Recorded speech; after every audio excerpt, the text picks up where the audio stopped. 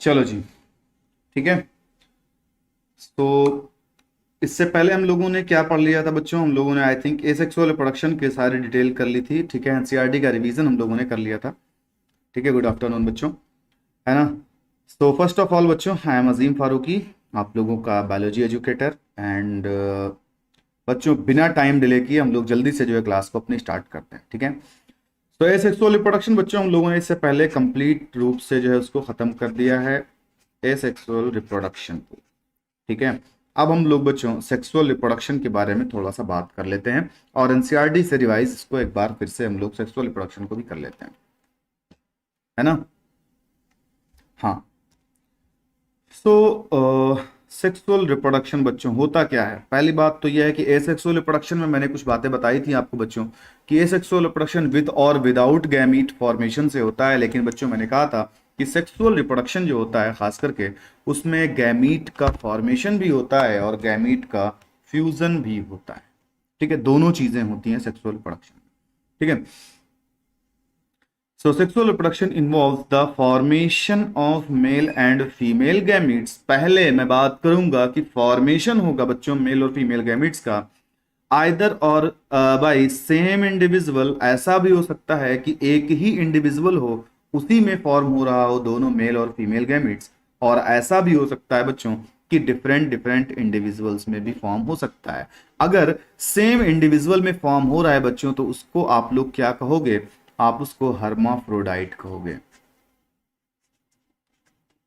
Hermaphrodite कहोगे, या फिर उसको हम लोग बाइसेक्सुअल कहेंगे। और जो अलग अलग डिफरेंट इंडिविजुअल्स में हो रहा है बच्चों, उसको हम लोग क्या कहते हैं? यूनिसेक्सुअल कहते हैं, यूनिसेक्सुअल कहते हैं, या फिर इसको हम लोग क्या कहते हैं? मोनोएशियस कहते हैं, और इसको हम लोग डायोसियस कहते हैं, ठीक है। सो ये दो टर्म्स बेसिकली, ये दो टर्म्स यूज किए जाते हैं बच्चों सेक्सुअल रिप्रोडक्शन के लिए। अगर कोई ऑर्गेनिज्म एक ही इंडिविजुअल है जिसमें दोनों टाइप के गैमीट्स का फॉर्मेशन हो रहा है, तो उसको हम लोग डायोसियस या सॉरी, उसको हम लोग एक मिनट बच्चों, एक मिनट, मैंने उल्टा लिख दिया उसको, सॉरी। डायोसियस और मोनेशियस मैंने उल्टा लिख दिया। यूनिसेक्सुअल को बच्चों हम लोग डायोसियस कहते हैं। सेम इंडिविजुअल मतलब हर्माफ्रोडाइट बाइसेक्सुअल को हम लोग मोनेशियस कहते हैं, मोनेशियस, और इसको हम लोग डायोसियस कहते हैं, ठीक है।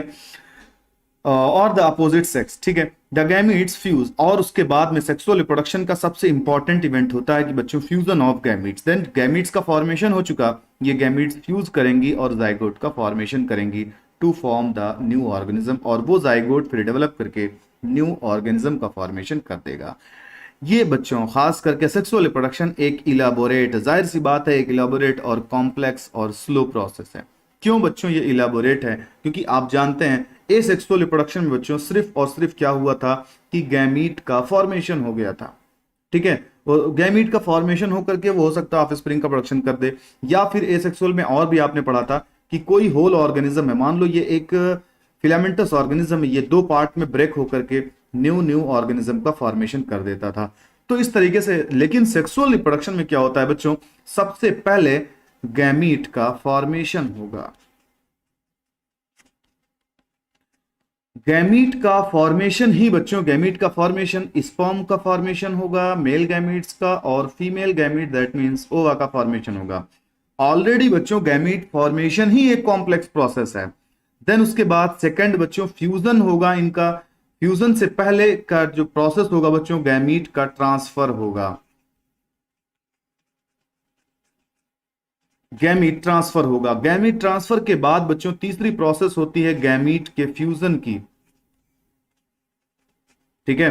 तो जाहिर सी बात है ये सब बच्चों काफी टाइम टेकन प्रोसेस है, और दूसरी दूसरी बात यह है कि जाहिर सी बात है इलाबोरेट तो ही जाएगी और कॉम्प्लेक्स प्रोसेस तो है ही, ठीक है। तो सेक्सुअल रिप्रोडक्शन एक इलाबोरेट, कॉम्प्लेक्स और स्लो प्रोसेस है as compare to asexual reproduction, asexual reproduction के कंपेयर में, because the fusion of male and female gametes sexual reproduction results in offspring that are not identical to the parents or among themselves, ठीक है। Sexual reproduction के दौरान बच्चों जिन offspring का production होता है वो क्या नाम है, पेरेंट्स के आइडेंटिकल नहीं होते हैं, क्योंकि एसेक्सुअल के लिए बच्चों मैंने आपसे कहा था कि प्रीवियस ईयर का क्वेश्चन भी है, और एसेक्सुअल रिप्रोडक्शन के द्वारा जो ऑफस्प्रिंग का प्रोडक्शन होता है उनके लिए एक टर्म यूज किया जाता है जिसे हम लोग क्लोन्स कहते हैं। बट अगर मैं बात करूं बच्चों सेक्सुअल रिप्रोडक्शन की, तो सेक्सुअल रिप्रोडक्शन में जो ऑफस्प्रिंग का प्रोडक्शन होता है वो आइडेंटिकल नहीं होते हैं बच्चों, क्योंकि जब गैमीट का फॉर्मेशन हो रहा होता है तो वहां पे बच्चों क्रॉसिंग ओवर हो जाती है। क्रॉसिंग ओवर का मतलब क्या होता है? Exchange of genetic material. Genetic material का एक्सचेंज हो जाता है एक दूसरे क्रोमोसोम्स पे, जेनेटिक मटेरियल जो है ट्रांसमिट हो जाते हैं, जिसकी वजह से रिजल्टिंग जो ऑफस्प्रिंग का प्रोडक्शन होता है उसमें कुछ चेंजेस आते ही आते हैं, ठीक है। सो वो पेरेंट्स के आइडेंटिकल नहीं होते हैं जो भी सेक्सुअली रिप्रोड्यूसिंग ऑर्गेनिजम्स हैं। A study of diverse organism, plants, animals, or fungi show that though they differ so greatly in external morphology. कौन? सेक्सुअल रिप्रोडक्शन के पश्चात जिन ऑफस्प्रिंग का प्रोडक्शन होता है खास करके उनकी एक्सटर्नल मॉर्फोलॉजी में काफी ज्यादा डिफरेंसेस होते हैं, इंटरनल स्ट्रक्चर में डिफरेंसेस होते हैं, उनकी फिजियोलॉजी में डिफरेंसेस होते हैं when it comes to sexual mode of reproduction, ठीक है। अगर वो सेक्सुअल मोड ऑफ रिप्रोडक्शन को फॉलो करेंगे तो उनमें ये सारी चीजें पाई जाएंगी, मतलब उनमें इतना ज्यादा डिफरेंसेस देखने को आपको मिलेगा, ठीक है। बच्चों यहां तक की जो पॉइंट्स पूछी गई है, ठीक है, कि जो सेक्सुअल रिप्रोडक्शन के से ऑफस्प्रिंग का प्रोडक्शन होता है वो आइडेंटिकल नहीं होते हैं मतलब पेरेंट्स से। ये क्वेश्चन सेम क्वेश्चन बच्चों आपसे नीट 2013 और 2016 फेज 2 में पूछा गया है। नीट, ये लाइन बच्चों कॉपी हुई है नीट 2013 और 2016 फेज 2 में, ठीक है। ये दो बार यहां से सेम यही लाइन पूछी गई है बच्चों कि सेक्सुअल रिप्रोडक्शन वाले ऑफस्प्रिंग क्यों आइडेंटिकल नहीं होते हैं पेरेंट्स से, ठीक है। तो वो आप बता सकते हो, ठीक है, ठीक है। तो जो सेक्सुअल रिप्रोडक्शन से ऑफस्प्रिंग का प्रोडक्शन होगा उनके एक्सटर्नल मॉर्फोलॉजी, इंटरनल स्ट्रक्चर, उनकी फिजियोलॉजी थोड़ा थोड़ा सा अलग होगी जब ये सेक्सुअल रिप्रोडक्शन से को करेंगे, ठीक है। They share a similar pattern और surprisingly they share a similar pattern. Let's first discuss the what features are common in diverse organism. देखो अब यहाँ पे बात की गई है बच्चों की जो सेक्सुअल मोड ऑफ रिप्रोडक्शन में इन्वॉल्व होते हैं उनमें सब में तकरीबन जो फीचर्स होते हैं वो सेम होते हैं। कौन कौन से फीचर सेम होंगे बच्चों? जो बातें अभी मैंने कहा कि गैमीट फॉर्मेशन होगी, गैमीट ट्रांसफर होगा और गैमीट फ्यूजन होगा, ये तीनों चीजें बच्चों हर सेक्सुअली रिप्रोड्यूसिंग ऑर्गेनिजम्स में तकरीबन तकरीबन सेम होगा। मैं मोस्टली बता रहा हूं कि मोस्टली सेम होगा, अदरवाइज ऐसा भी हो सकता है कि सेम ना भी हो, ठीक है। All organism have reach to certain age of growth. हर एक ऑर्गेनिज्म बच्चों जिनकी बर्थ हुई है वो एक सर्टेन स्टेज ऑफ ग्रोथ पर वो जरूर आएंगे, ठीक है, और उसके बाद वो मैच्योर होंगे, ठीक है, अपने लाइफ में बिफोर दे रिप्रोड्यूस सेक्सुअली, ठीक है। जैसे मैंने पहले ही बताया था बच्चों कि कोई भी ऑर्गेनिज्म होती है जिसकी पहले बर्थ होती है उसके बाद उसकी डेथ होती है, और इसी बर्थ से डेथ तक के टाइम पीरियड को ही बच्चों हम लोग क्या कहते हैं? लाइफ स्पैन कहते हैं। क्या कहते हैं? Life span. अब लाइफ स्पैन के कई फेजेस होते हैं बच्चों। मैंने आपसे ये भी बताया था कि सबसे पहली फेज जो होती है लाइफ स्पैन की वो होती है ग्रोथ फेज। ग्रोथ फेज को बच्चों हम लोग जुवेनाइल फेज भी कहते हैं। एक मिनट बच्चों, ग्रोथ फेज को हम लोग जुवेनाइल फेज भी कहते हैं, ठीक है। और उसके बाद बच्चों ग्रोथ फेज के बाद इनका आता है मैच्योर फेज। मैच्योर फेज में ये ऐसी फेज होती है बच्चों जिसमें एनिमल्स या प्लांट्स या कोई भी ऑर्गेनिज्म रिप्रोडक्टिवली एक्टिव हो जाता है ये, ठीक है। देन उसके बाद बच्चों आता है इसका सेनिसेंट फेज। सेनिसेंट फेज को हम लोग बच्चों ओल्ड एज कहते हैं। ये सब मैं बता चुका हूं, आपको कई बार बता चुका हूं बच्चों, ठीक है। सो ये फेजेस आते हैं। That period of growth is क्या कहते हैं बच्चों? ऐसे फेज जिसमें ग्रोथ होती है उसको हम लोग जुवेनाइल फेज कहते हैं। इसको बच्चों जुवेनाइल फेज को ही हम लोग प्लांट्स की अगर बात करें तो उसको वेजिटेटिव फेज कहते हैं। ये भी आप बच्चों अंडरलाइन कर लीजिए, बहुत इंपॉर्टेंट पॉइंट्स हैं ये सारी चीजें, ठीक है। आपसे कई बार पूछा गया है कि जुवेनाइल फेज क्या होता है और वेजिटेटिव फेज क्या होता है, ठीक है। तो जुवेनाइल फेज खास करके बच्चों आप एनिमल्स के लिए यूज कर सकते हैं, लेकिन अगर प्लांट्स में आप ग्रोथ फेज की बात कर रहे हैं तो आप उसको वेजिटेटिव फेज कहेंगे। This phase is variable duration in different organism. बच्चों ये फेज जो खास करके ग्रोथ फेज है, ग्रोथ फेज की बात करूं मैं, ग्रोथ फेज को छोड़ करके मैं कहूं बर्थ से लेकर के रिप्रोडक्टिवली एक्टिव होने तक के टाइम पीरियड जो है बच्चों सब में अलग अलग होता है। आप अगर मैं ह्यूमन बींग्स की बात करूं बच्चों, मैं ह्यूमन बींग्स की बात करता हूं, ठीक है। तो जरा देखो बच्चों, मेल की अगर बात करो तो मेल की बर्थ के बाद रिप्रोडक्टिवली एक्टिव होने का जो टाइम पीरियड है बच्चों वो तकरीबन 14 ईयर्स है। वहीं बच्चों इन केस अगर फीमेल की बात करो तो वो 12 ईयर्स है। तो ये डिफरेंसेस तो यहीं पे देखने को मिल जा रहा है। इसी तरीके से अगर आप प्लांट्स में जाओगे बच्चों तो देखेंगे कि कुछ प्लांट्स ऐसे हैं जो 10 दिन में ही फ्लावरिंग करने लगते हैं, कुछ प्लांट्स ऐसे हैं जो 10 साल में फ्लावरिंग करते हैं। मतलब उसमें अभी मैं बता चुका हूं आप लोगों को ये चीजें, ठीक है, कि अनयूजुअल फ्लावरिंग फिनोमेना किसमें हो रही थी, ठीक है।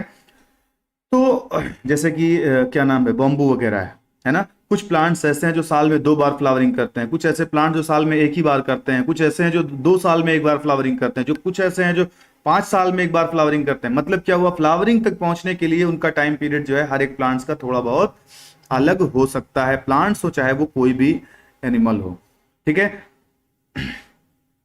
तो बच्चों the end of juvenile phase या vegetative phase in plants which marks the beginning of reproductively active phase. जाहिर सी बात है बच्चों, यहाँ पे मैंने आपको दिखाया, एक मिनट, यहाँ पे मैंने आपको दिखाया कि बर्थ के बाद ग्रोथ या जुवेनाइल फेज, देन उसके बाद मैच्योर फेज और सेनेसेंट फेज। तो जैसे ग्रोथ फेज बच्चों या फिर जुवेनाइल फेज एंड होगी, तुरंत कोई भी ऑर्गेनिज्म है वो रिप्रोडक्टिवली एक्टिव हो जाएगा। So can seen only in higher plants when they come to flower. जब वो फ्लावरिंग करते हैं तभी ये देखने को मिलता है। अब बच्चों एक बहुत प्यारा क्वेश्चन है एनसीईआरटी का, how long does it takes for marigold. Marigold के लिए ये टाइम कितना होगा, राइस के लिए कितना, वीट के लिए कितना, कोकोनट के लिए कितना, मैंगो प्लांट्स के लिए कितना, कितने टाइम में इनमें फ्लावरिंग होती है। बहुत बढ़िया, 2 क्वेश्चन पूछा एनसीईआरटी ने। In some plants where flowering occurs more than once, कुछ प्लांट्स ऐसे जिनमें फ्लावरिंग एक से ज्यादा बार होती है, तो आप इंटर फ्लावरिंग पीरियड को क्या कहोगे, जुवेनाइल फेज कहोगे या मैच्योर फेज कहोगे। सो सबसे पहले बच्चों जो अभी ये पूछा गया है, मैं टाइम पीरियड बता दूं फ्लावरिंग का किसमें कितना लगता है, ठीक है। सबसे पहले मैं बात करूं मैरीगोल्ड की। मैरीगोल्ड में बच्चों 3 मंथ होता है, मैरीगोल्ड का 3 मंथ होता है। देन उसके बाद में क्या लिखा है, राइस प्लांट, राइस का भी तकरीबन बच्चों 3 मंथ होता है। आप लोग इस तरीके से बच्चों एनसीईआरटी जरूर मेंशन कर लें एनसीईआरटी पे। उसके बाद में वीट की मैं बात करूं बच्चों, तो वीट की भी तकरीबन 3 मंथ ही होती है, 3 to 4 भी आप लिख सकते हैं बच्चों। उसके बाद दिया हुआ है कोकोनट, कोकोनट का बच्चों फ्लावरिंग पीरियड 5 to 8 ईयर्स होता है, 5 to 8 ईयर्स होता है। देन उसके बाद में मैंगो दिया हुआ, मैंगो दिया है ना, हाँ जी, मैंगो का दिया हुआ है बच्चों, मैंगो का 5 to 8 मंथ आप लिख सकते हैं, 5 to 8 मंथ, ठीक है। सो ये चीजें एनसीईआरटी का ऑब्जेक्शन है बच्चों, और एनसीईआरटी में ये दिया नहीं है। एनसीईआरटी ने कहा है कि ये अजीम सर बताएंगे, ठीक है। वो अलग बात है, वो हिडन आपको दिखाई नहीं दे रहा होगा कि इसमें लिखा है, बट एनसीईआरटी में लिखा होता है बच्चों। ऐसे जो एनसीईआरटी के ऑब्जेक्शंस होते हैं वो वहां पे लिखा होता है कि आपको वो अजीम सर बताएंगे, ठीक है। In some plants where flowering occurs, हाँ ठीक है बच्चों, इस पॉइंट को भी अच्छे से समझ लें आप। कुछ प्लांट्स ऐसे हैं जिनमें फ्लावरिंग जो है एक से ज्यादा बार होती है। तो जैसे फॉर एग्जांपल बच्चों मैं मैंगो प्लांट की बात कर रहा हूं, जो आपने देखा होगा, बहुत फैमिलियर, मैं एग्जांपल से समझाने की कोशिश कर रहा हूं। आपके आसपास देखा होगा बच्चों की मैंगो का प्लांट लगा होगा या कोई भी प्लांट लगा होगा। आपने देखा कि एक वक्त आया कि उसमें फ्लावरिंग हुई और उसके बाद में फ्रूट्स का फॉर्मेशन हुआ, मैंगो बना, लेकिन उसके बाद फिर 4-5 महीने बाद तक उसमें कोई फ्लावरिंग नहीं होती है। फिर उसके बाद में फ्लावरिंग होगी, उसमें कुछ समय बाद फिर फ्लावरिंग होगी। तो जो उसके बीच का टाइम पीरियड है उसको आप मैच्योर फेज कहोगे या जुवेनाइल फेज कहोगे। तो बच्चों आप हमेशा इंटर फ्लावरिंग पीरियड को आप मैच्योर फेज ही कहोगे, कभी आप जुवेनाइल फेज नहीं कहोगे। क्योंकि बच्चों यहाँ पे क्या है कि फ्लावरिंग सिर्फ नहीं हो रही है जबकि प्लांट मैच्योर हो चुका होता है। क्योंकि जुवेनाइल फेज को हम लोग ग्रोथ फेज कहते हैं। ग्रोथ फेज वो जो बर्थ के बाद से वो रिप्रोडक्टिवली एक्टिव होने का टाइम पीरियड जो होता है उसको हम लोग जुवेनाइल फेज कहते हैं। और ये रिप्रोडक्टिवली एक्टिव हो चुका है, अब सिर्फ और सिर्फ फ्लावरिंग नहीं हो रही है। फ्लावरिंग वो भी जैसे, क्योंकि वो पर्टिकुलर सीजन पर डिपेंड करता है कि जो वो सीजन जब तक इसको मिलेगा नहीं, वो इन्वायरमेंट जब तक इसको मिलेगा नहीं, तब तक फ्लावरिंग नहीं होगी। तो इसी वजह से यहाँ पे फ्लावरिंग नहीं होती है। ठीक है। सो आप जब इंटर फ्लावरिंग पीरियड, बच्चों आपसे पूछा गया है एक बार पीवाईक्यूज में भी कि इंटर फ्लावरिंग पीरियड को आप क्या कहोगे, तो इंटर फ्लावरिंग पीरियड को आप क्या कहोगे बच्चों, मैच्योर फेज कहोगे, कभी भी आप जुवेनाइल नहीं टिक करोगे। ठीक है। अभी कुछ और एनसीईआरटी का ऑब्जेक्शंस को मैं बताऊंगा बच्चों आप लोगों को। ठीक है, कुछ और भी। Observe a few tree in your area, आप अपने एरिया में बच्चों कुछ प्लांट्स को देखें। Do they flower during the same month year after year. आप देखें कि एक ही महीना जो है, खास करके जैसे कुछ प्लांट्स आप देख रहे हैं कि जब वो ठंडक आती है बच्चों तब उनमें फ्लावरिंग होती है। कुछ प्लांट्स ऐसे आपको दिखाई देंगे कि जब उनमें फ्रूट्स का फॉर्मेशन या फ्लावर्स का फॉर्मेशन जो है समर सीजन में आता है। ठीक है, तो विंटर और समर सीजन में अलग अलग हो सकता है। ठीक है। Why do you think availability of fruits like mango, apple, jackfruit, etc. is seasonal? आप क्यों देखते हैं कि मैंगो हुआ या एप्पल हुआ या जैक फ्रूट हुआ, ये सब क्यों पर्टिकुलर सीजन में ही मिलते हैं? Are there some plants that flower throughout the year and some other that show seasonal flowering? कुछ प्लांट्स आप देखते होंगे कि वो पर्टिकुलर सीजन में मिल रहे हैं और कुछ फ्रूट्स या प्लांट्स देख रहे हैं जो आप पूरे साल जब भी आप जाएंगे मार्केट में आपको देखने को मिल जाएंगे। आपने बहुत सारे ऐसे देखे होंगे बच्चों, है ना। तो ऐसा क्यों होता है? ठीक है। Plant the annual and by annual plant जो है बच्चों वो एनुअल और बाई एनुअल दोनों होते हैं। एनुअल प्लांट्स ऐसे प्लांट जो साल में एक बार होंगे और बाई एनुअल प्लांट जो 2 साल में एक बार होंगे। ठीक है। Show clear cut vegetative, reproductive and senescent phase. बच्चों अगर आप एनुअल और बाई एनुअल प्लांट की बात करो तो आप उनका वेजिटेटिव फेज, मतलब क्या हुआ कि उनका जुवेनाइल फेज जो है, और उनका रिप्रोडक्टिवली फेज और उनका सेनेसेंट फेज बहुत आराम से देख सकते हो। लेकिन जो पेरिनियल प्लांट्स हैं, ठीक है, पेरिनियल स्पीसीज हैं, इनमें जो है आपको देख पाना बहुत मुश्किल है। बहुत आसानी से आप इन फेजेस को नहीं देख पाओगे कि कौन सा रिप्रोडक्टिवली एक्टिव फेज है, कौन सा जो है रिप्रोडक्टिवली नॉन एक्टिव फेज है, या कौन सा जुवेनाइल फेज है, कौन सा रिप्रोडक्टिव फेज है। लेकिन उसके अलावा भी बच्चों कुछ प्लांट्स हैं, a few plants exhibit unusual flowering phenomena. ये भी मैं आप लोगों को बच्चों इससे पहले बता चुका हूं कि उनमें अनयूजुअल फ्लावरिंग फेनामेना होती है। जैसे कि बॉम्बू स्पीसीज है, बॉम्बू का प्लांट जो है वो फ्लावर करता है अपने लाइफ में सिर्फ और सिर्फ एक बार बच्चों, 50 से 100 साल के आसपास। ठीक है, जनरली 50 टू क्या नाम है 100 ईयर्स। ठीक है बच्चों, बम्बू प्लांट जो होता है वो खास करके मैं यहां पे लिख दूं कि मोनोकार्पिक होता है।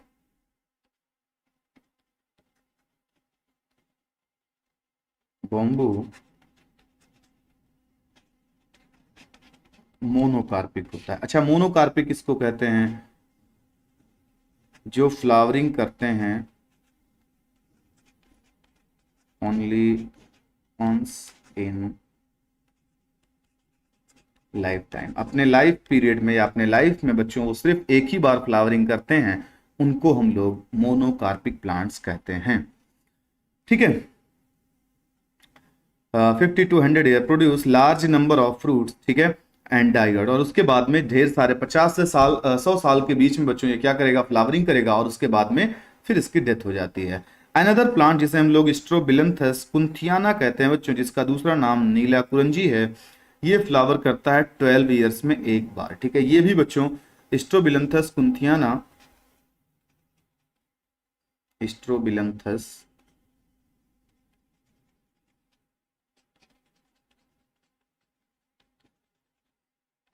कुंथियाना, ये भी बच्चों मोनोकार्पिक है।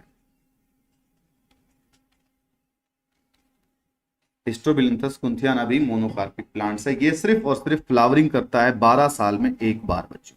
ठीक है, आपसे कई बार बच्चों पीवाईक्यूज में आपको क्वेश्चंस इस टॉपिक पे मिल जाएंगे। ठीक है, अगर मैं बॉम्बू की बात करूं बच्चों तो बॉम्बू को 2018 में पूछा गया है। ठीक है, बॉम्बू प्लांट से 2018 में एक बार क्वेश्चन आ चुका है, और स्ट्रोबिलियंथस कुंथियाना से तो हर साल आ ही जाता है। तो 12 साल में ये एक बार फ्लावरिंग करता है बच्चों। आपको पता होगा ये प्लांट जो है फ्लावरिंग किया था सितंबर अक्टूबर 2006 में। तो इसकी दोबारा फ्लावरिंग कब हुई होगी बच्चों? आई थिंक 2000, अगर 6 में किया है तो 12 साल बाद होगा, तो 6 4 10 और 6, ठीक है, 2020 नहीं, 2018 में हुआ होगा, ठीक है, 2018 में हुआ होगा, सितंबर अक्टूबर 2018 में हुआ होगा। और उसके बाद बच्चों अब ये कब होगा? 2030 में होगा, ठीक है। अब अगर इसमें फ्लावरिंग कब होगी? 2018 के बाद अब अगर क्वेश्चन पूछा जाए, ठीक है, तो 2030 में इसमें फ्लावरिंग होगी, सितंबर अक्टूबर 2030 में। अगर मैं बच्चों बात करूं स्ट्रोबिलंथस कुंथियाना की, तो इसका जो फ्लावर होता है वो ब्लू कलर का होता है। इसी वजह से जहां पे its mass flowering transform large tracts of hilly areas, जैसे कि केरला हुआ, कर्नाटका हुआ, तमिलनाडु हुआ, इनटू ब्लू स्ट्रेचेस, जो कि अट्रैक्ट करता है लार्ज नंबर ऑफ टूरिस्ट को। मैं पहले ही बच्चों इसको मैं पढ़ा चुका हूं, आपको बताया हूं कि खास करके जो स्ट्रोबिलंथस कुंथियाना का फ्लावर्स है जो कि ब्लू कलर का होता है, जहां पे ये जब इनकी फ्लावरिंग होती है बच्चों तो ढेर सारे के फ्लावर्स का प्रोडक्शन करता है। इसकी वजह से वहां का पूरा वो जो कलर होता है वो ब्लू कलर के स्टेचेस दिखाई देने लगते हैं, जो कि टूरिस्ट को बहुत ज्यादा अट्रैक्ट करते हैं। टूरिस्ट वहां पे विजिट करते हैं बहुत ज्यादा। In animals, the juvenile phase is followed by morphological and physiological changes prior to the active reproductive behavior, ठीक है। अगर मैं बात करूं एनिमल्स की बच्चों, तो इनमें जुवेनाइल फेज के बाद कुछ मार्फोलॉजिकल और फिजियोलॉजिकल चेंजेस आते हैं। जैसे बच्चों मार्फोलॉजिकल क्या नाम है, और फिजियोलॉजिकल में अगर मैं बात करूं तो बहुत सारे हार्मोनल चेंजेस आते हैं। मार्फोलॉजी की अगर मैं बात करूं तो उनकी जो हाइट वगैरह है वो भी सारी पीक पर आ जाती है, ठीक है। The reproductive phase is also variable duration in different organism. Reproductive phase बच्चों किसी का 2 मंथ का होता है, किसी का 4 मंथ का होता है, किसी का 50 साल का होता है, किसी का 60 साल का होता है, ठीक है। तो रिप्रोडक्टिव फेज जो है वो हर एक ऑर्गेनिज्म का वैरी कर सकता है, ठीक है।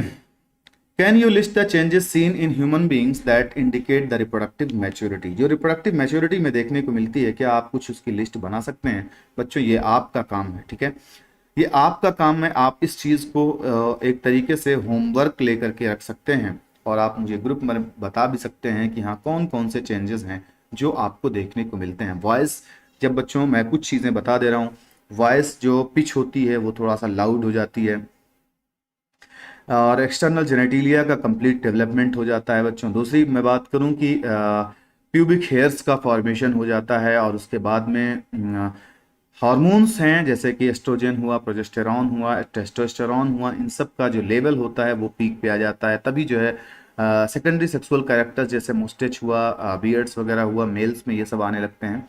तो ये सब बच्चों बहुत सारे कैरेक्टर्स हैं जो आपको रिप्रोडक्टिवली एक्टिव होने के इंडिकेशंस हैं, जो आप देख करके पता कर सकते हैं कि हाँ ये सारी चीजें हैं जो रिप्रोडक्टिवली एक्टिव होने का वो है, सबूत है, ठीक है। ये आप बम्बू प्लांट में देखें, बम्बू प्लांट की फ्लावरिंग इस तरीके से होती है, ढेर सारे फ्लावर्स का प्रोडक्शन करता है। लेकिन अगर मैं स्ट्रोबिलंथस कुंथियाना की बात करूं तो आप देखें बच्चों की किस तरीके से जब इनमें फ्लावरिंग होती है तो इस तरीके से ढेर सारे ब्लू कलर के स्ट्रेचेस आपको देखने को मिलते हैं, ठीक है। Among animals, for example, birds, do they lay eggs all of the years? ठीक है, आपने देखा होगा बच्चों की कुछ बर्ड्स ऐसी हैं जो पूरे साल जो है वो अंडे देती रहते हैं, आपको अंडे पूरे साल मिलते रहते हैं। और इट्स सीजनल फिनोमेना, या फिर ये सीजनल फिनोमेना है, ठीक है। बर्ड जो है पूरे साल अंडे देती हैं, या फिर ये सीजनल फिनोमेना है। What about other animals like frog and lizard? क्या सोच रहे हैं आप फ्रॉग और लिजर्ड के बारे में? You will notice that the birds living in nature lay eggs only seasonally. आपने देखा, नोटिस किया होगा बच्चों कि बर्ड जो है अपने अंडे देती हैं पर्टिकुलर एक सीजन में ही अंडे देती हैं, ठीक है। क्या मतलब है उनका पर्टिकुलर एक सीजन में ही अंडे देने का? हाउ योर बर्ड्स इन कैपिटिविटी, लेकिन जो पोल्ट्री फार्म्स में बर्ड्स होती हैं बच्चों वो जो है वो देती हैं पूरे साल अंडे, ठीक है। ये अंडरलाइन कर लिया, birds in captivity as in poultry farms can be made to lay eggs throughout the year. पूरे साल वो अंडे देती रहती हैं। इन दिस केस बच्चों, इस केस में पोल्ट्री फार्म में अंडे देना, laying egg is not related to reproduction. बच्चों पोल्ट्री फार्म में अंडे देना रिप्रोडक्शन से रिलेटेड नहीं है, but it is commercial exploitation for human welfare. Human welfare के लिए बच्चों एक ये कॉमर्शियल एक्सप्लॉयटेशन है, ठीक है, कि जो है उनको इंजेक्शन या और भी सारे तरीके के फूड प्रोवाइड करके उनसे हर साल मतलब पूरे साल अंडे दिलाए जाते हैं। The female of placental mammals exhibit cyclical changes in activities of ovaries and accessory ducts as well as hormones during reproductive phase। बच्चों अगर मैं प्लेसेंटल मैमल जो मार्फोलॉजिकल और फिजियोलॉजिकल चेंजेस आते हैं, मैं उसी उसी बात को बच्चों अभी कंटिन्यू कर रहा हूँ कि अगर मैं प्लेसेंटल मैमल्स की बात करूँ तो उनमें कुछ साइक्लिकल चेंजेस, उनके ओवरीज में कुछ साइक्लिकल चेंजेस होते हैं क्योंकि उनकी जो हार्मोन्स होती हैं उनमें कुछ चेंजेस आते हैं, ठीक है। जबकि नॉन प्राइमेट्स तो उनको हम लोग क्या नाम है, प्लेसेंटल मैमल्स जो होते हैं उनको हम लोग क्या कहते हैं, जबकि नॉन प्राइमेट्स जो होते हैं खास करके मंकी, एप्स और उनमें उनको हम लोग स्ट्रेस साइकिल कहते हैं। तो जो खास करके बच्चों जो प्लेसेंटल मैमल्स में चलती है साइकिल, जो ओवेरियन साइकिल चलती है उसको हम लोग मेंस्ट्रुअल साइकिल कहते हैं, और नॉन प्लेसेंटल मैमल्स जो हैं उनमें जो मार्फोलॉजिकल उनमें उनकी ओवरीज में जो साइकिल चलती है उसको हम लोग स्ट्रेस साइकिल कहते हैं, ठीक है।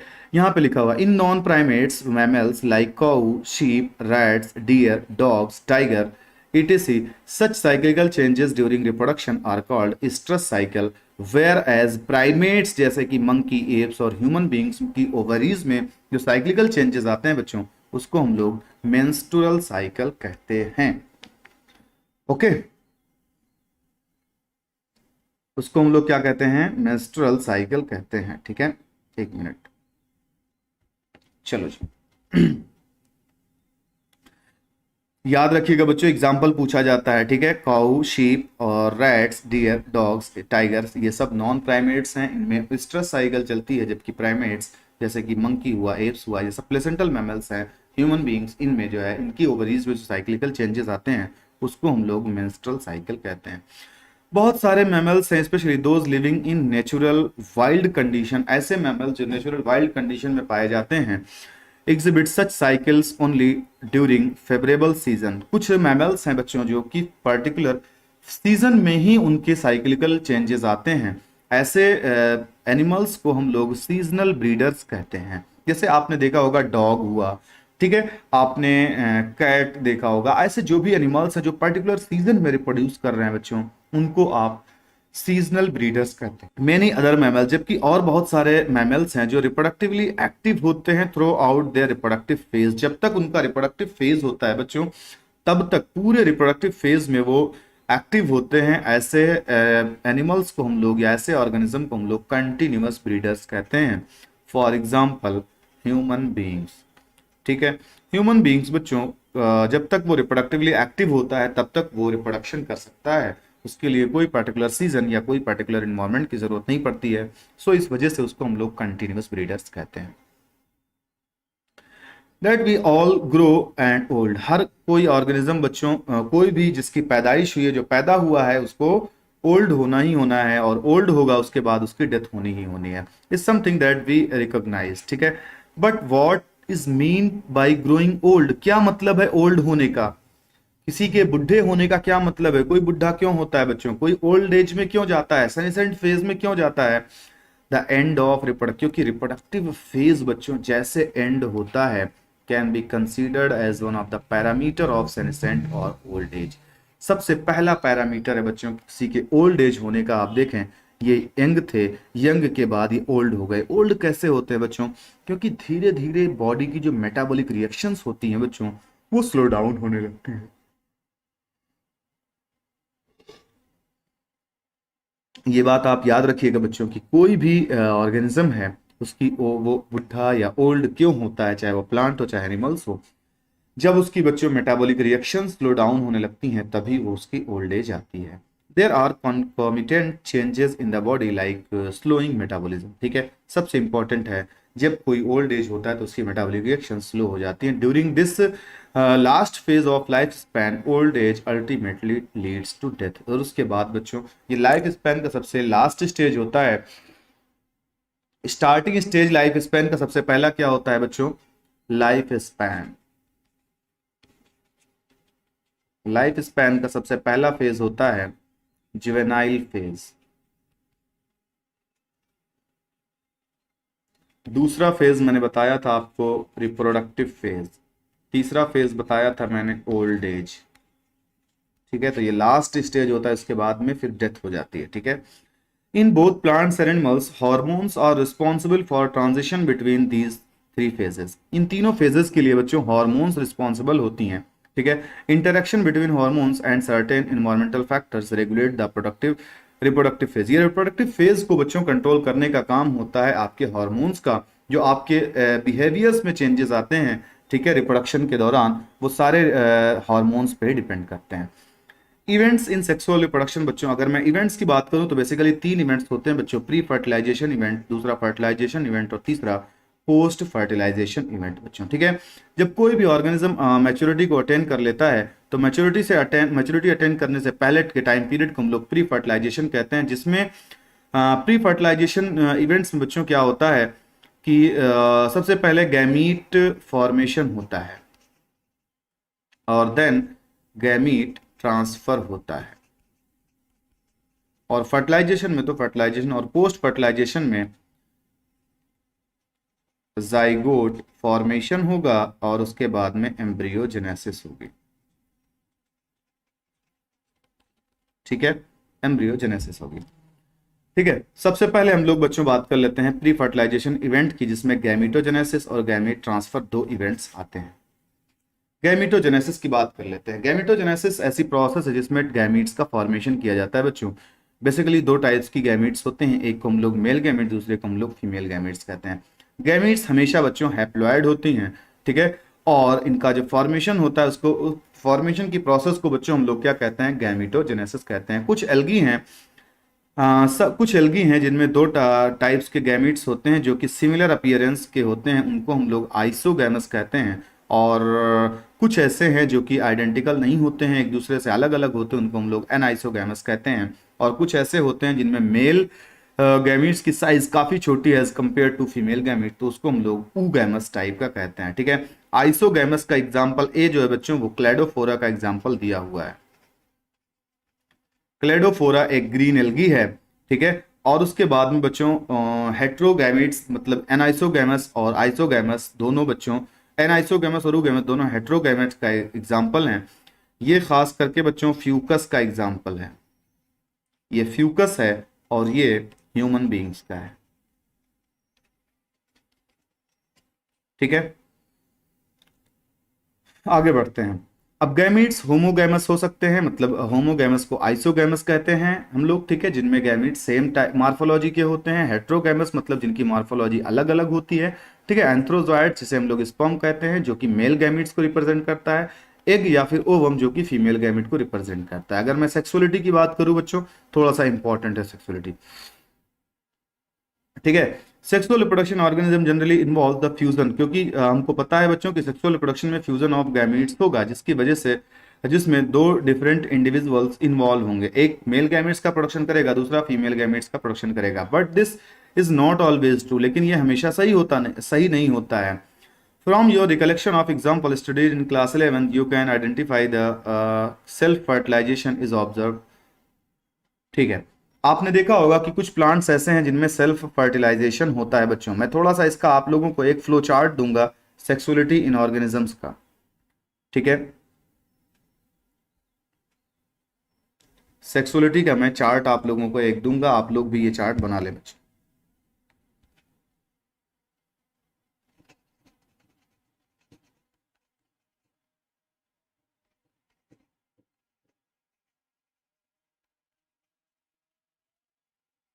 सेक्सुअलिटी इन ऑर्गेनिजम्स। ठीक है, दो तरीके के ऑर्गेनिज्म होते हैं बच्चों, एक को हम लोग यूनिसेक्सुअल कहते हैं। यूनिसेक्सुअल यूनिसेक्सुअल को हम लोग हेटेरोथैलिक भी कहते हैं। हेट्रोथैलिक का मतलब क्या होता है बच्चों, दो डिफरेंट थैलस पाए जाएंगे, या फिर इसको डायोशियस भी कहा जाता है। ठीक है, और एक को हम लोग कहते हैं bisexual.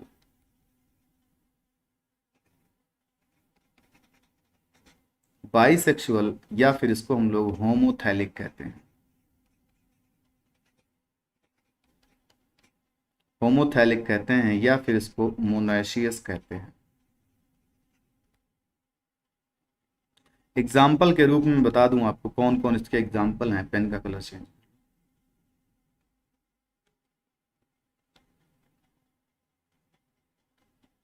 Example cooker bits,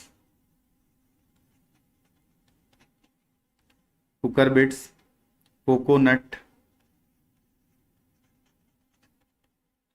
cooker bits हुआ, कोकोनट हुआ, स्वीट पोटैटो, स्वीट पी हुआ,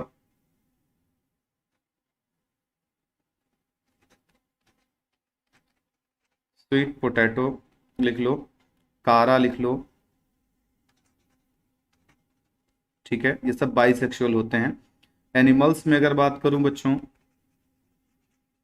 ये तो प्लांट्स थे, स्पंजेस हो जाएंगे, लीच हो जाएगा, टेप वर्म हो जाएगा और अर्थ वर्म हो जाएगा, ठीक है। ये सब आपके क्या होंगे, मोनेशियस होंगे या फिर हर्माफ्रोडाइट्स होंगे, ठीक है। यूनिसेक्सुअल की बात करूं बच्चों तो यूनिसेक्सुअल प्लांट जो होंगे वो दो होंगे, एक को हम लोग फीमेल थैलस कहेंगे, दूसरे को हम लोग मेल थैलस कहेंगे। अब जो फीमेल होगा बच्चों उसको हम लोग पिस्टिलेट कहते हैं, क्योंकि इसमें पिस्टिल फीमेल गैर, इसी को हम लोग कार्पेल भी कहते हैं, पिस्टिल के ही यूनिट को कार्पेल भी कहते हैं। यहां से बच्चों फीमेल गैमीट्स का प्रोडक्शन होगा, फीमेल गैमीट्स का प्रोडक्शन होगा। अगर मैं एग्जांपल की बात करूं बच्चों तो कई प्लांट्स हैं, कुछ एग्जांपल्स मैं यहाँ पे दे दे रहा हूँ, ठीक है। जैसे कि डायशियस प्लांट है आपका पपाया, पपाया है और डेट पाम, पपाया है और डेट पाम है, ठीक है। एनिमल्स में अगर मैं बात करूं बच्चों तो कॉकरोच है, कॉकरोच हो जाएगा और कॉकरोच ही लिख लो, ठीक है। इसके अलावा फ्रॉग रॉक भी लिख सकते हो अपने, ठीक है। मार्केंशिया भी दिया हुआ है, ठीक है। मेल को आप लोग क्या कहेंगे बच्चों, इसमें स्टेमेन होगा, मेल गैमीट्स बनाएगा, ठीक है। तो बात करते हैं हम लोग इसकी, ठीक है।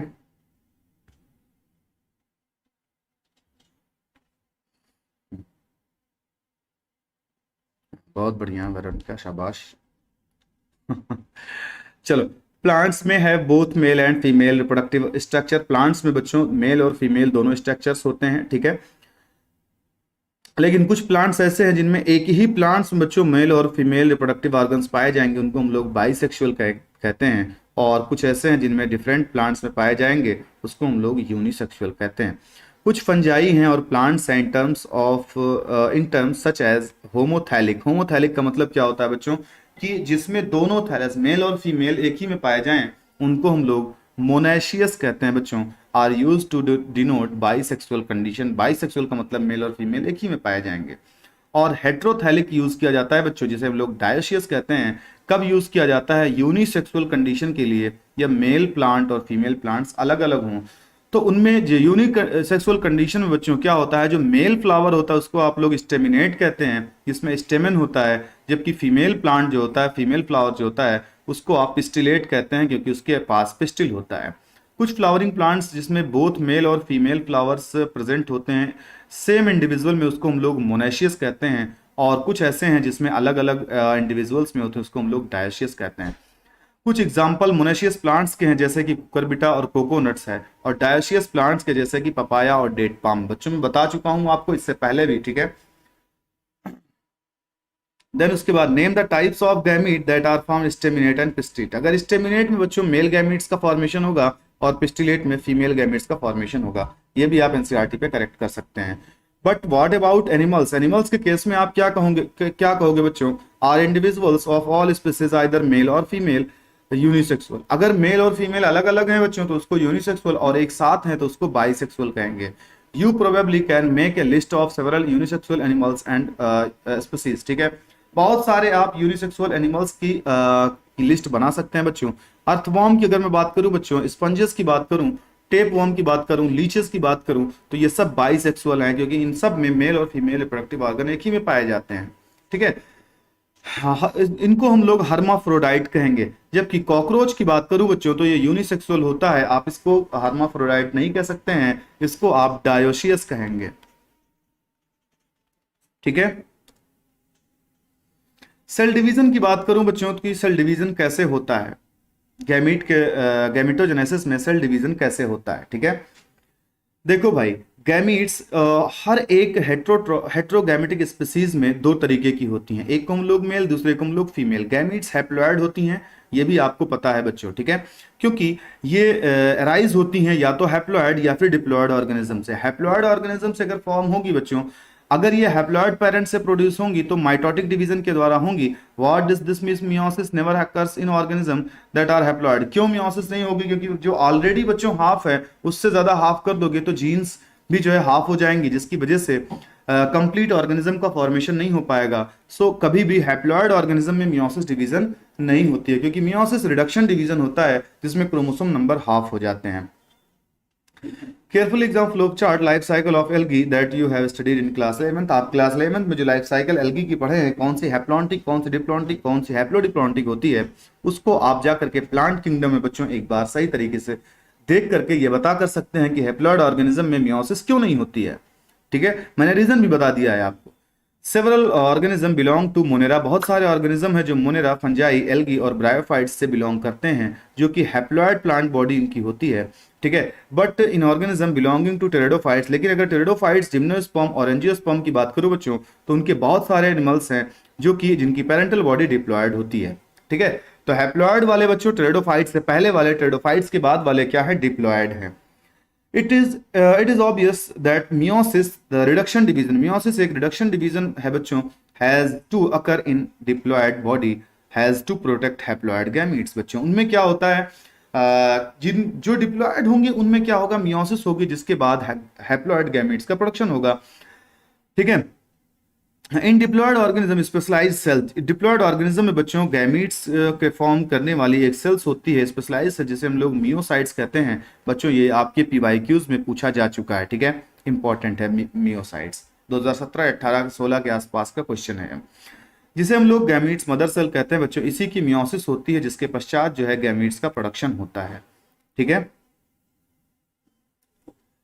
Carefully table fill in the diploid and haploid chromosome. अब इसके बाद बच्चों एक चार्ट दिया हुआ है, उसको हम लोगों को फिल करना है। वो चार्ट ये वाला है। ठीक है, उससे पहले थोड़ा सा हम लोग इस फ्लो चार्ट, इस डायग्राम को एक बार थोड़ा सा वो कर लें, समझ लें, है ना। ये तो बच्चों अर्थवर्म है, अर्थवर्म है, ओवरी है, टेस्टिस, टेस्टिस के अंदर स्पर्म बनेगा, ओवरी के अंदर ओवा बनेगा, तो इसका मतलब दोनों बनेगा। कॉकरोच, इसका मतलब ये क्या हुआ बच्चों? मोनेशियस हो गया। ठीक है, अगर मैं कॉकरोच की बात करूं बच्चों, तो मेल ये है और फीमेल यहां पे रख दिया गया है, किसी ने उठा करके रख दिया है। मेल की टेस्टिस यहाँ पे है, ओवरी इसकी अलग है, तो मतलब टेस्टिस अलग अलग ऑर्गेनिज्म में मेल और तो इसका मतलब ये यूनिसेक्सुअल हो गया। कारा की बात करूं, ये भी बच्चों बाइसेक्सुअल है, क्योंकि इसका उगोनियम, जिसे हम लोग फीमेल गैमेट्स कहते हैं बच्चों, इसे हम लोग न्यूक्यूल्स कहते हैं। उगोनियम को हम लोग न्यूक्यूल्स कहते हैं और एंथ्रेडियम को हम लोग ग्लोब्यूल्स कहते हैं। कई बार बच्चों 2013 में ये क्वेश्चन पूछा गया था नीट में कि कौन सी पोजीशन, किसकी पोजीशन ऊपर होती है, किसकी पोजीशन नीचे होती है, और 2010 में भी पूछा गया था यहां से क्वेश्चन। ठीक है, 2013, 2010 दोनों बार यहां से क्वेश्चन आ चुका है, तो आप लोग थोड़ा सा ध्यान रखिएगा। बच्चों यहाँ पे मार्केंशिया की सेक्सुअलिटी को बताया गया है कि ये आर्किगोनियोफोर है, मतलब ये जाहिर सी बात है फीमेल प्लांट है, और ये एंथ्रीडियोफोर, जिसके अंदर एंथ्रीडिया का फॉर्मेशन हो रहा है, ये मेल प्लांट है बच्चों। ठीक है, सो मेल और फीमेल प्लांट इस तरीके से डिफर होते हैं यहाँ पे। ये एक एंजियोस्पर्मिक फ्लावरिंग प्लांट्स बच्चों, जिसका कार्पेल मतलब दैट मीन्स ये गायनोसियम है बच्चों, और ये उसका स्टेमन है, जो कि मेल रिप्रोडक्टिव ऑर्गन है, ये फीमेल रिप्रोडक्टिव ऑर्गन है, ये फीमेल है और ये मेल रिप्रोडक्टिव। ठीक है, क्रोमोसोम नंबर बच्चों, इसकी फिलिंग जल्दी से आप लोग फास्ट कर ले। ह्यूमन बीइंग्स में जैसे बच्चों 46 क्रोमोसोम होता है, हैप्लॉयड में 23 होते हैं बच्चों, ये पूछा जाता है। ठीक है, अगर मैं बात करूं हाउस फ्लाई 12 क्रोमोसोम है, तो जाहिर सी बात इनके गैमेट्स में 6 हो जाएंगे बच्चों। रैट में अगर 21 है तो इनमें 42 हो जाएंगे बच्चों। डॉग में 78 है तो 78 का अगर आप हाफ करेंगे बच्चों, तो 78 का हाफ करेंगे 39 हो जाएगा। डॉग में, हाँ, कैट में बात करूं बच्चों तो 19 है तो जाहिर सी बात है यहाँ पे 38 हो जाएगा। फ्रूट में फ्रूट फ्लाई में 8 क्रोमोसोम डिप्लॉयड सेट में है तो 4 हो जाएंगे हैप्लॉयड में। ऑफियोग्लासम में बच्चों अगर 630 है तो यहाँ पे हो जाएगा 12, 60 क्रोमोसोम्स हो जाएंगे डिप्लॉयड में। एप्पल में अगर 34 है तो यहाँ पे 17 हो जाएंगे हैप्लॉयड में। और उसके बाद में राइस प्लांट में अगर 12 है बच्चों तो यहाँ पे हो जाएंगे 24 हो जाएंगे इनके डिप्लॉयड्स में। मेज में अगर 20 है तो हैप्लॉयड में 10 हो जाएगा। पोटैटो में अगर 24 है तो यहाँ पे हो जाएगा बच्चों 48 हो जाएगा। बटरफ्लाई में 380 है तो जाहिर सी बात है 380 है तो यहाँ पे क्या हो जाएगा 190 हो जाएगा हाफ हैप्लॉयड सेट में। और अनियन में बच्चों अगर 8 क्रोमोसोम है तो डिप्लॉयड में 16 हो जाएंगे, है ना। चलो जी, गैमीट ट्रांसफर। गैमीट ट्रांसफर क्या होता है बच्चों, है ना। आफ्टर देयर फॉर्मेशन, जब गैमीट मेल और फीमेल गैमीट का फॉर्मेशन हो जाता है बच्चों, तो गैमीट को फिजिकली मीट करने के लिए बच्चों और फ्यूजन के लिए, फर्टिलाइजेशन के लिए उस एक दूसरे गैमीट्स को एक दूसरे के कांटेक्ट में आना पड़ेगा। तो कैसे आएगा, उसको लाने की प्रोसेस को ही हम लोग गैमीट ट्रांसफर कहते हैं। Have you wondered the how gametes meet, कैसे गैमीट्स मीट करते हैं बच्चों, ठीक है। In a majority of organism male gametes is motile, majority of organism में बच्चों मेल गैमीट्स मोटाइल होता है जबकि फीमेल गैमीट्स जो है उनका स्टेशनरी होता है। Exceptions are fungi, few fungi, कुछ फंजाई और एल्गी हैं जिनमें दोनों गैमीट्स क्या होते हैं बच्चों, मोटाइल होते हैं क्योंकि वाटर में पाए जाएंगे, ठीक है। और दूसरी बात, एंजियोस्पर्मिक प्लांट्स भी हैं बच्चों जिसमें जो है दोनों गैमीट्स क्या होते हैं, नॉन मोटाइल होते हैं, ठीक है। अगर मैं एल्गी और फंजाई की बात करूं तो उसमें क्या होते हैं, दोनों मोटाइल होते हैं, लेकिन एंजियोस्पर्मिक प्लांट्स में क्या होते हैं, दोनों नॉन मोटाइल होते हैं।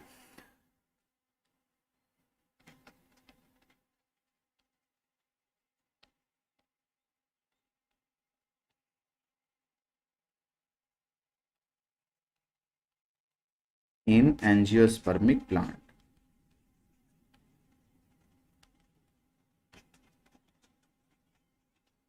Clear. There is a need of medium through which the male gametes move, उसको मीडियम चाहिए बच्चों। वो मीडियम क्या होता है, ऐसे बहुत सारे जो वाटर में पाए जाने वाले ऑर्गेनिज्म हैं जैसे एल्गे, ब्रायोफाइट्स और टेरिडोफाइट्स हैं, उनका मीडियम जो है बच्चों वो वाटर होता है जिससे वो गैमीट का ट्रांसफर करते हैं, ठीक है। Large number of male gamete, जबकि ढेर सारे मेल गैमीट्स जो है बच्चों फेल हो जाते हैं, वहां तक नहीं पहुंच पाते हैं फीमेल गैमीट्स तक। इसको कंपनसेट करने के लिए जो मेल गैमीट्स का प्रोडक्शन होता है बच्चों वो काफी ज्यादा होता है। The number of male gametes produce several thousand times the number of female gametes, मतलब हजारों गुना ज्यादा होता है बच्चों मेल गैमीट्स का प्रोडक्शन फीमेल गैमीट्स से। सीड प्लांट्स में अगर बात करूं बच्चों तो पॉलन ग्रेन्स कैरियर होते हैं मेल गैमीट्स के। पॉलन ग्रेन्स ही जो है मेल गैमीट्स को लेकर के आते हैं। And ovule have the egg, और ओव्यूल के पास एग होता है। पॉलन ग्रेन्स प्रोड्यूस करते हैं एंथर्स को। Pollen grains produce in anther, pollen grains का प्रोडक्शन एंथर के अंदर होता है। जब एंथर का डेसेंस होता है तब वही पॉलन ग्रेन बाहर आकर के फीमेल प्लांट का जो स्टिग्मा होता है बच्चों, ये इस तरीके से, इसको हम लोग स्टिग्मा कहते हैं, इसको हम लोग स्टाइल कहते हैं, इसको हम लोग बल्ज्ड पार्ट को ओवरी कहते हैं।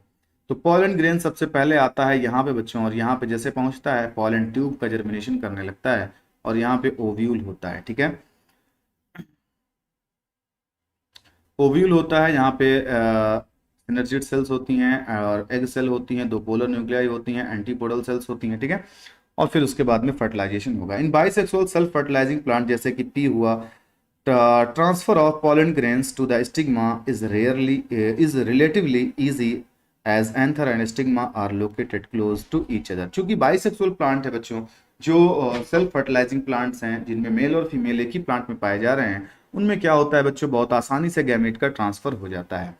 Pollen grain soon after they shed, और जैसे पॉलन ग्रेन शेड होते हैं वो तुरंत स्टिग्मा के कांटेक्ट में आते हैं और तुरंत क्रॉस पॉलिनेशन हो जाता है, ठीक है। जबकि डायोसियस प्लांट में बच्चों एक स्पेशलाइज्ड मैकेनिज्म होती है जिसको हम लोग पॉलिनेशन कहते हैं, जिसमें क्या होता है गैमीट्स को ट्रांसफर करना पड़ता है स्टिग्मा से, स्टाइल क्या नाम है, एंथर से स्टिग्मा के पास था, ठीक है। तो उसको ट्रांसफर करने के लिए कुछ कैरियर्स की जरूरत पड़ती है, जैसे कि एजेंट्स की जरूरत पड़ती है। वो बायोटिक एजेंट्स हो सकते हैं एनिमल्स के रूप में,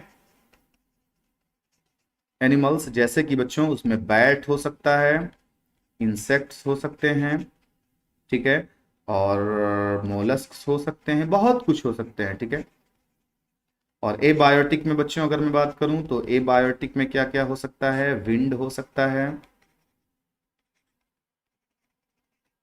वाटर हो सकता है, ठीक है। Male and female gametes are form different individual, क्योंकि मेल और फीमेल अलग अलग, बाइसेक्सुअल की मैं बात कर रहा हूँ, डायशियस प्लांट एनिमल्स की बात कर रहा हूँ, ठीक है।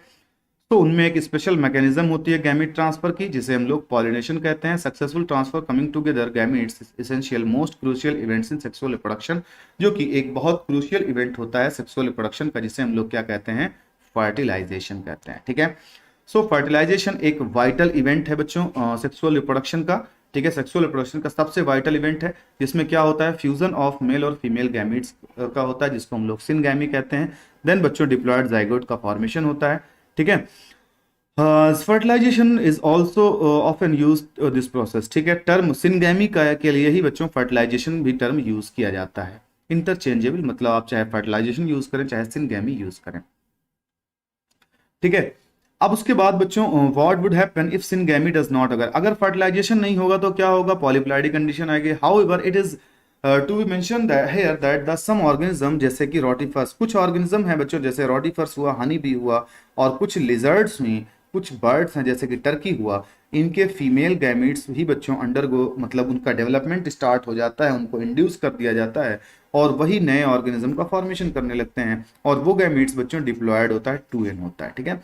सो उस कंडीशन में आप क्या कहोगे, उस प्रोसेस को आप क्या कहोगे, पार्थिनोजेनेसिस कहोगे, पार्थिनोकार्पी नहीं कहोगे बच्चों, क्योंकि पार्थिनोकार्पी का मतलब होता है फॉल्स फ्रूट के फॉर्मेशन कहते हैं, ठीक है। अरे बोलो, समझ में आ रही है बात आप लोगों को बच्चों, ठीक है। पार्थिनोकार्पी से कई बार क्वेश्चन पूछा जा चुका है, एम्स 2014 और नीट 2019 में यही पूछा गया है। एम्स 2014 और नीट 2019 में इस चीज को पूछा जा चुका है, ठीक है। कहाँ पे सिनगैमी होती है बच्चों, दो जगह पे हो सकती है, एक को एक्सटर्नल फर्टिलाइजेशन कहते हैं, दूसरे को हम लोग इंटरनल फर्टिलाइजेशन कहते हैं। एक्सटर्नल फर्टिलाइजेशन बच्चों अगर बॉडी के बाहर फर्टिलाइजेशन हो रहा है, आउटसाइड द वाटर हो रहा है, आउटसाइड द बॉडी हो रहा है, वाटर के अंदर फर्टिलाइजेशन हो रहा है बेसिकली, तो उसको हम लोग क्या कहेंगे, एक्सटर्नल फर्टिलाइजेशन कहेंगे। बहुत सारे जो पानी में पाए जाने वाले एनिमल्स हैं या प्लांट्स हैं, जैसे कि एल्गी हुआ, ब्रायोफाइट्स हुआ, और उसके बाद में क्या नाम है, एनिमल्स, एल्गी, ब्रायोफाइट्स नहीं सॉरी, एल्गी हुई है, और उसके बाद में एनिमल्स में बात करूं मैं, फ्रॉग हुआ, कुछ फिशेज हैं जिनमें एक्सटर्नल फर्टिलाइजेशन होता है। जबकि उसके अलावा मेजॉरिटी ऑफ एनिमल्स जैसे कि टेरिडोफाइट्स हुआ, जिम्नोस्पर्म हुआ, ब्रायोफाइट्स हुआ, एंजियोस्पर्म हुआ, सिनगैमी बॉडी के अंदर होती है बच्चों, फीमेल बॉडी के अंदर होती है, जिसको हम लोग इंटरनल फर्टिलाइजेशन कहते हैं, ठीक है। पोस्ट फर्टिलाइजेशन इवेंट्स की बात करूं बच्चों, तो पोस्ट फर्टिलाइजेशन इवेंट में सबसे पहले जाइगोट का फॉर्मेशन, क्योंकि जैसे बच्चों मेल और फीमेल गैमेट आपस में फ्यूज करेंगे, तुरंत क्या बनेगा, जाइगोट का फॉर्मेशन हो जाएगा, और ये जाइगोट फिर मल्टीप्लाई करेगा बच्चों। जाइगोट एक वाइटल लिंक है बच्चों, जो कि कंटिन्यूटी ऑफ स्पीसीज को मेंटेन करता है, और एक जनरेशन से दूसरे जनरेशन को कनेक्ट करने का भी काम करता है सेक्सुअली रिप्रोड्यूसिंग ऑर्गेनिजम्स में, ठीक है। और ये भी माना जाता है बच्चों कि ह्यूमन बीइंग्स की भी लाइफ की शुरुआत जो है एक सिंगल सेल्ड जाइगोट से ही हुई होती है, ठीक है। एम्ब्रियोजेनेसिस की अगर मैं बात करूं बच्चों, तो एम्ब्रियोजेनेसिस का मतलब क्या होता है, डेवलपमेंटल प्रोसेस ऑफ एम्ब्रियो को हम लोग एम्ब्रियोजेनेसिस कहते हैं। जब जाइगोट का फॉर्मेशन हो जाता है, जाइगोट की जो सेल्स हैं वो डिवाइड करने लगती हैं, तो उसी को हम लोग एम्ब्रियोजेनेसिस कहते हैं। During embryo zygote undergo cell division, zygote का सेल डिवीजन होता है, माइटोटिकली ये डिवाइड करता है, एंड देन उसके बाद में उन जो डिवाइडिंग सेल्स होती है उनका डिफरेंशिएशन होता है, दैट मीन्स उनका स्पेशलाइजेशन होता है, और उसके बाद में इनका नंबर ढेर सारा बच्चों बढ़ता जाता है, जिससे वो ग्रुप्स ऑफ सेल्स में कन्वर्ट हो जाते हैं, और फिर उसके बाद में स्पेशलाइज्ड टिश्यूज का फॉर्मेशन करते हैं, देन उसके बाद में ऑर्गन, और फिर ऑर्गन सिस्टम, और लास्टली बच्चों कंप्लीट ऑर्गेनिज्म का फॉर्मेशन कर देते हैं। एनिमल्स को बच्चों कैटेगराइज किया गया दो ग्रुप्स में, ओवीपेरस और वीवीपेरस। ओवीपेरस का मतलब बच्चों जो एग लेइंग होते हैं, और वीवीपेरस का मतलब जो डायरेक्ट बर्थ देते हैं, डायरेक्ट बर्थ देते हैं यंगोन्स को, उसको हम लोग विविपेरस कहते हैं। ठीक है। और बच्चों जाइगोट का डेवलपमेंट, बच्चों जैसे कि जाइगोट जो बना, कुछ ऑर्गेनिज्म है जिनका फीमेल बॉडी के अंदर ही होता है। ठीक है, खास करके बच्चों जो विविपेरस ऑर्गेनिज्म होते हैं उनमें जो है वो फीमेल बॉडी के अंदर ही होता है। ठीक है, वेयर है दे ले फर्टिलाइज और unfertilized egg to give birth ones. ठीक है, in oviparous animals like reptiles and birds, जो ओविपेरस एनिमल्स हैं जिसको हम लोग रेप्टाइल और बर्ड्स जैसे कि बच्चों, उनका जो एग होता है, फर्टिलाइज एग होता है, वो कैल्केरियस शेल के द्वारा कवर्ड होता है, जो कि कैल्शियम कार्बोनेट का बना हुआ होता है, CaCO3 का बना हुआ होता है। वो इन्वायरमेंट में छोड़ देते हैं और कुछ इंक्यूबेशन टाइम पीरियड के बाद बच्चों उससे नए यंग ओन्स बाहर आते हैं। जबकि विविपेरस एनिमल्स की अगर बात करूं, मेजॉरिटी ऑफ मैमल्स जिससे बिलोंग करते हैं, जाइगोट बच्चों सबसे पहले यंग ओन्स में कन्वर्ट होता है, फीमेल बॉडी के अंदर ही बच्चों सारा डेवलपमेंटल पीरियड चलता रहता है।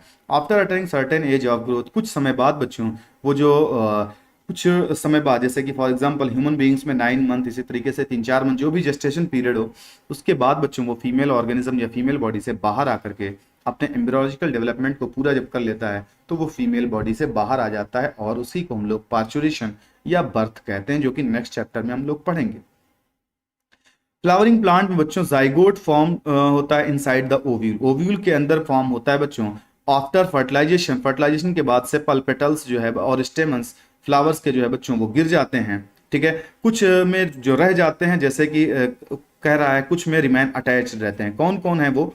ब्रिंजल है, ब्रिंजल है, टोमेटो है, इन सब में रह जाते हैं। ठीक है, pistil remain attach to the plant, और पिस्टिल अटैच रहता है। जाइगोट बच्चों डेवलप हो जाता है एम्ब्रियो में, और ओव्यूल डेवलप हो जाता है सीड्स में, ओवरी डेवलप हो जाती है फ्रूट्स में, और फ्रूट वॉल डेवलप हो जाती है पेरिकार्प में। ठीक है, जो कि प्रोटेक्टिव होती है फंक्शन।